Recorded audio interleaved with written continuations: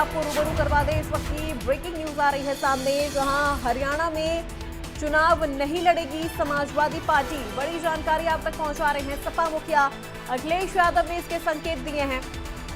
India गठबंधन नया इतिहास लिखने में सक्षम है। अखिलेश यादव ने कहा, बात सीट की नहीं जीत की है।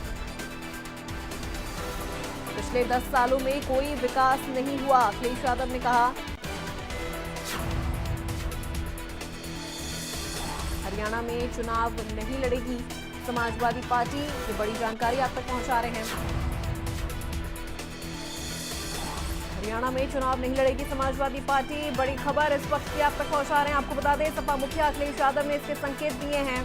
हरियाणा में 5 अक्टूबर को है वोटिंग और 8 अक्टूबर को आएंगे नतीजे विधानसभा चुनाव के, जिसको लेकर अब अखिलेश यादव ने कहा है कि बात सीट की नहीं, बात जीत की है। तो हरियाणा में चुनाव नहीं लड़ने के संकेत दिए हैं अखिलेश यादव ने। अखिलेश ने कहा कि पिछले 10 सालों में कोई विकास नहीं हुआ है। सपा मुखिया अखिलेश यादव ने हरियाणा में चुनाव नहीं लड़ने के संकेत दिए हैं। सपा मुखिया अखिलेश यादव ने ये संकेत दिए हैं, जहां उन्होंने कहा कि बात सीट की नहीं, बात जीत की है। इंडिया गठबंधन नया इतिहास लिखने में सक्षम है।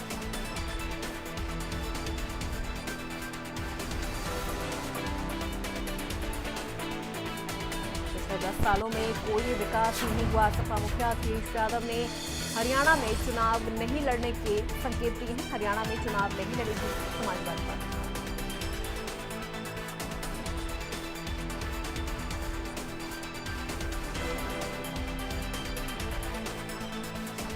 और इसी खबर पर अधिक जानकारी के साथ संवाददाता रवि हमारे साथ फोन लाइन पर जुड़े हैं। रवि, क्या अपडेट है इस पूरे मामले को लेकर, क्योंकि अक्टूबर में चुनाव होने हैं हरियाणा में और अब अखिलेश यादव ने यह संकेत दे दिया है कि वो हरियाणा में उनकी पार्टी चुनाव नहीं लड़ेगी।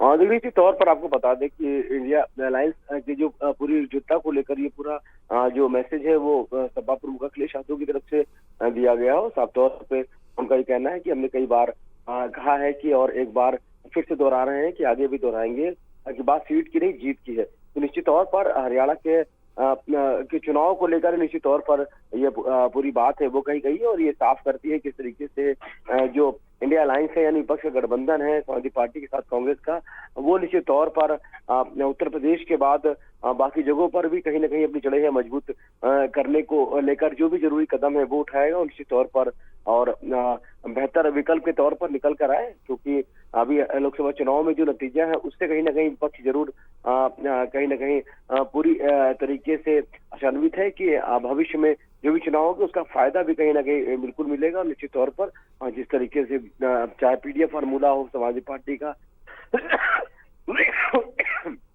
या कांग्रेस की अगर बात करें तो जिस तरीके से उन्होंने संविधान को लेकर आरक्षण को लेकर जिस तरीके से लोगों के बीच आकर अपनी बात कही थी उसका भी कहीं ना कहीं बड़ा फायदा जरूर हुआ। तो निश्चित तौर पर और जिस तरीके से सत्ता पक्ष को घेरने का काम लगातार किया जा रहा है तो उससे उम्मीद ये की जा रही है कि विपक्ष का जो गठबंधन है वो